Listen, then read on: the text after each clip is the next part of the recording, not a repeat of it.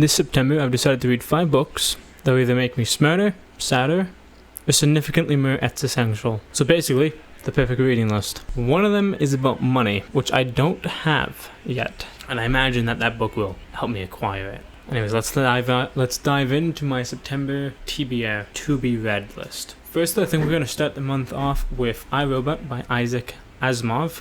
Now, I've been meaning to read this ever since I watched the movie with Will Smith. I can't imagine it's anything like that movie, as what I found out from sort of, going through the book a little bit, skimming slightly through it. It's a series of short stories, which I did not know. I was not aware that this is short stories.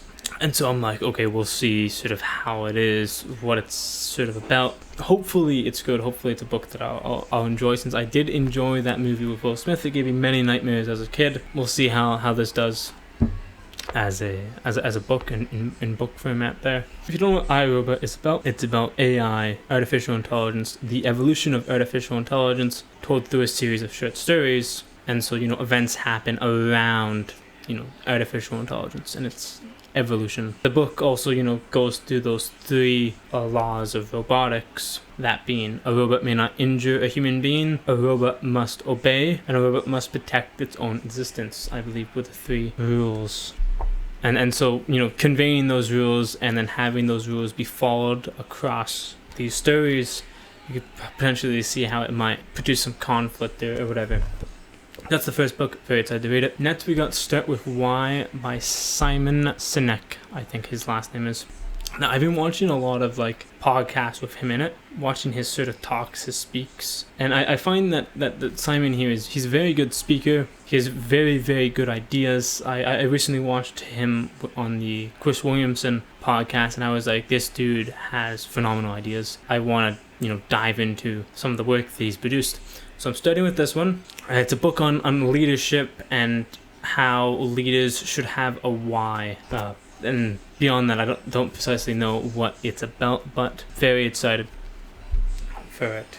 I believe that the why that's specified is about, finding what inspires, finding why precisely you're doing the things that you're doing, because your why likely isn't money. That's likely your means, your end, but your why is what's at the pinnacle. And I imagine that this book will help me find mine and see precisely what it is from there. Next up, we got A Favorite Arms by Ernest Hemingway. Now, I'm ready to cry upon finishing this book. I hear that this book is incredibly sad. I have started to read it once in the past, and Ernest Hemingway's way of writing is what sort of turned me off on it. In the first page, I remember having read it, I think it was last year when I started. There were so many ands sort of in the first page, and I was like, a lot of run-on sentences. Didn't really want to read it at the time. But I think now, ready to read it, ready to sort of dive in. What this book is about, though, it's a war story about a guy, going off to war, finding love, and then it's gonna go from there, I imagine. But that's about the basis. It's a war story that I hear is deeply sad but incredibly good. And that's the book that will hopefully get me rich. Rich Dad, Poor Dad. This is a book on money.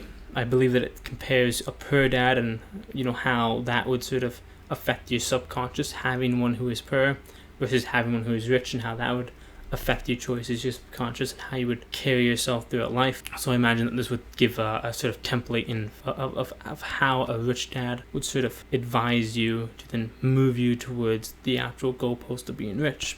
So I'm excited for this one. Excited to hopefully get rich after reading it. And then lastly, we got Dante's Inferno. Now this goes through the, I believe, 7 layers of hell, or 9 layers of hell, and it's written in a very poetry sort of manner is what I hear. And then look at that cover too. It's embroidered on there. It's very nice. And then here are the layers of hell there.